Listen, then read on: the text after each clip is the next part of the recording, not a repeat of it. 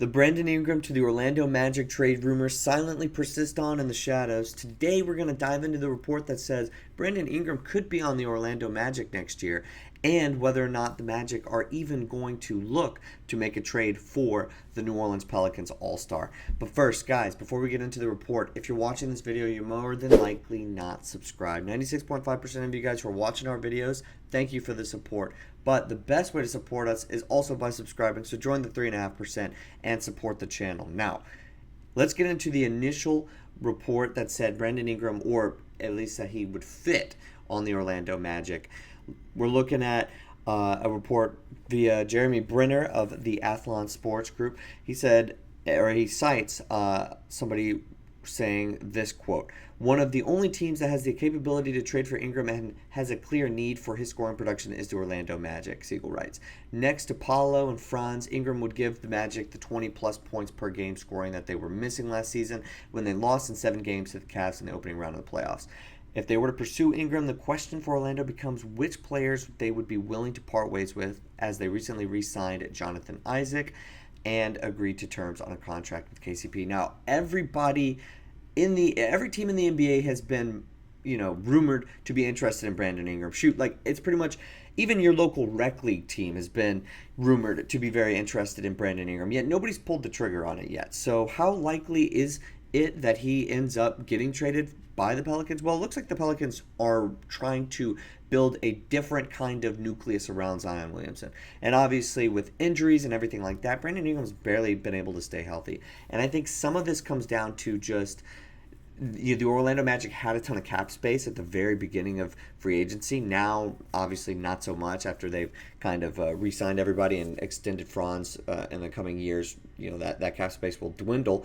But nobody's really pulled the trigger on Brandon Ingram. And the Pelicans are very likely, I think, to end up trying to trade him, but I don't know what his market looks like right now. And as far as what everybody's saying about the Magic, it really just came down to they entered free agency with a ton of cap space, and that's going to make you the odds-on betting favorite a lot of the time to land a guy like Brandon Ingram, who's been shopped around, it feels like, for about a whole year now. That's pretty much where they stand right now. Now, does it work? Is the fit that Siegel was talking about, is that true? Well, I'm a little bit more skeptical of the fit around Paolo and Franz. If he couldn't work with Zion and he needed the ball in his hands to make plays, then how is he going to work with Paolo and Franz? I don't know. But still, the numbers are very good.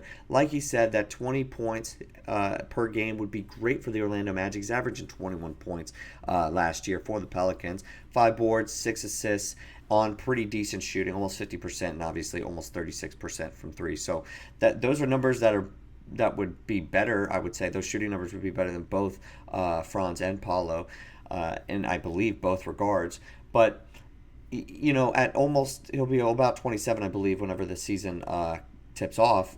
Is that going to be a guy who's on a max deal or max level deal that the Magic are going to want to invest in? He's had injuries up until this point. It's only going to get worse as time goes on. But obviously, he's not 30 just yet. So you're working at a different pace than you were with Paul George. I've seen a lot of comparisons about, Brandon Ingram compared to Paul George, just the same old rumors. I would say that at the end of the day, I would probably side with, I would have rather have had Brandon Ingram.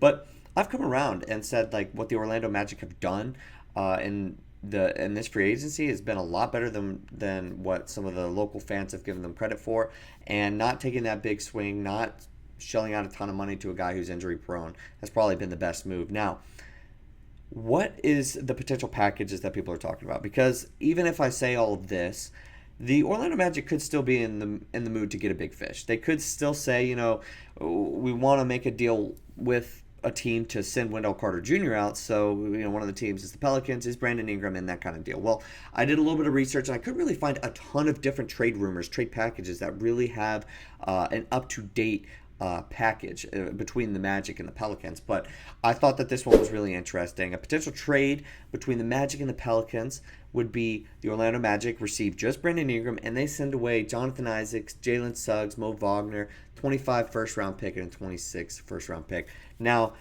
this is just a proposed trade. This is not something I would do if I was the Orlando Magic. If I am the New Orleans Pelicans, I'm actually very interested in this deal. I think you get two all world defensive players, and you potentially get a guy in Jalen Suggs who could be your point guard. But at the end of the day, he's not. He doesn't need the ball to be impactful on the court. So I think you're cool with that, especially when you got CJ McCollum back there, and you really just trying to get Zion Williamson some help just in general. And then you got two big guys to support him in the paint, and the 25 first round pick and the 26 first round pick. Now, obviously, if you're asking Magic fans, they would love to say that those are going to be some mid 20s picks, and they're not exactly going to be all that valuable to the franchise as the years go on. But I think as far as the Pelicans are concerned, this would kind of round out that trade and what they could potentially get for Brandon Ingram. Now, this is kind of a haul, and I really do believe so. I don't know exactly what his trade market is looking like, but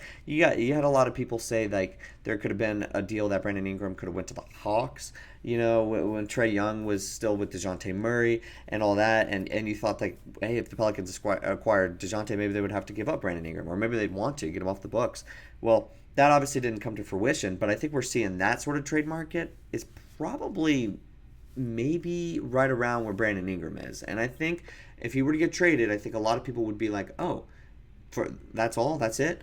And I think that specific trade would be a little too much. Now, I did bring up the salary cap earlier, how we had so much room. Now it's less so like that. We're just above the first, the soft cap. So it's not really anything to be worried about. But when we take a look at the cap situation right now, it's not exactly going to exude just the utmost confidence in us making a trade to go get a max player, because we're obviously over the specific cap. We're not really approaching the first or second apron just yet, but we're obviously over by $9 million in the regular cap situation. Now, the first apron, if we were to get Brandon Ingram, I believe we would pretty much get there. And is that something that the team wants to go into? I don't know. When I look at the players that we're paying right now, I think Orlando's okay with kicking the ball down the road with the salary cap, and they don't really want to see Franz or Paolo have to be the absolute nucleus. They want help with them. I don't think that they're all that interested in building a big three. But here's the salary cap, and like I said, we're not really approaching any dangers as it currently is. But that flexibility is kind of not really all the way there. But we obviously can. It's relative, so we can't afford Brandon Ingram. But I don't know if that's something that the Orlando Magic are going to want to do, especially come